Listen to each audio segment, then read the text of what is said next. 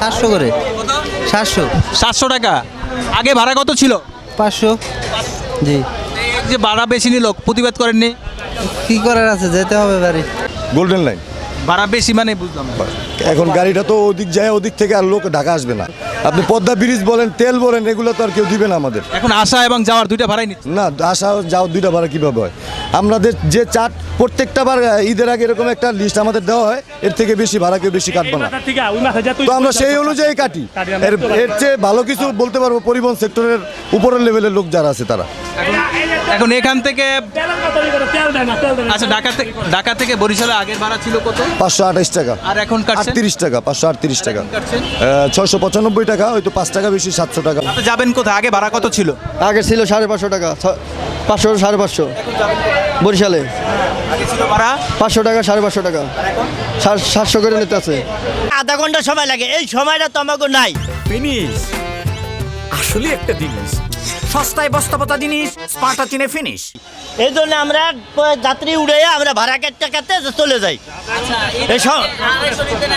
50 জন যাত্রী ভাড়া কাটতে আমরা সিরিয়াল মতন কতক্ষণ লাগবো।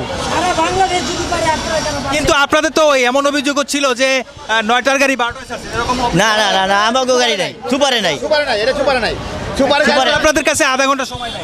না না, সুপার আমাদের সুপার গাড়িটি চলে হলো আপনার যাত্রাবাড়ি যেটা চলে ওটা চলে হলো 10 মিনিট পর পর। 10 মিনিটে একটা গাড়ি ক্যাপচার করা যায় না ভাড়া। হ্যাঁ, এই রোডে চলে হলো 20 মিনিট পর পর। এখন ঈদের বাজার থেকে গাড়ি ভরে যায় 5 মিনিটে। বরিশাল 700। কারণ আগে কত ছিল? না না, আপনার এই চার দেয় তো না, চার দেয় আপনার। চারটা নিয়ে আসেন। বাবু দিদি তখন চার্জ নিয়ে আসতেছে, আচ্ছা, আগে ভাড়া কত ছিল?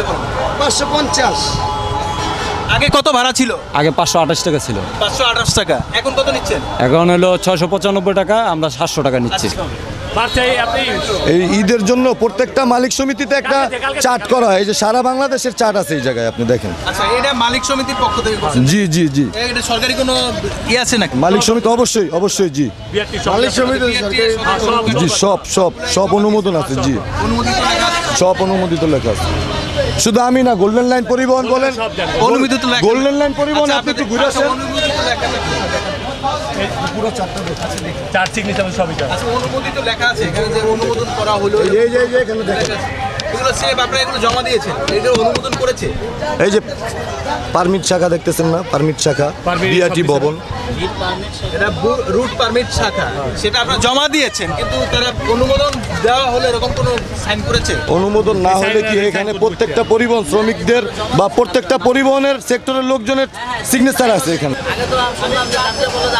আর আমরা কম নিছি, ডিসকাউন্ট আমরা কম নিছি, কিন্তু এখন তো আর কম নেওয়া যাবে না। হ্যাঁ, দয়াবার হচ্ছে আমরা মনে করছি যে হয়তো বা এই যাত্রী যখন বেশি আর যখন সমস্যা, এগুলো সব মিলে একটা সেবার একটা ব্যবস্থা করছে সুপার কোম্পানি। 300 টাকা গ্যারান্টি কি? 300 টাকা যে এই জায়গা তুমি টিকিট দিত, টিকিট যে এই জায়গায় দিচ্ছে না, ওই জায়গায় যে 300 টাকা নিবে, এটার গ্যারান্টি কি? টিকিট তো এই জায়গা তুমি কাউন্টার তুমি কাটাই দিত। আমার বাড়ি জাজির, আমি এই জায়গা তুমি কাউন্টার তুমি টিকিট কেটে যাম, 300 টাকা না হবে, 1 টাকা বেশি না হবে না, একটা বেশি। কিন্তু তাহলে এই জায়গা তুমি টিকিট দিচ্ছে না কেন? 1 টাকা বেশি না হলে ভাই, 1 টাকা বেশি না হলে ত্রিপুল বানারে ফোন করবে। না না, কোনো টিকিট দেয় না। আচ্ছা, টিকিট না দিলে আপনি যাচ্ছেন কেন? টিকিট কই ভিতরে বসেন, ভিতরে গেলে দিব। এই গাড়ি কবে টিকিট কাটছে কাউন্টারে? হ্যাঁ, এই জায়গা তুমি প্রত্যেক সব সময় কবে কাটে। কাটছে টিকিট?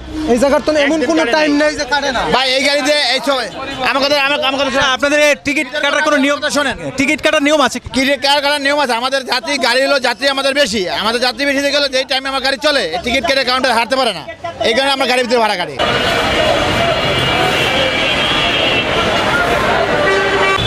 যাও, তুমি বিদেশে যাইতেছো।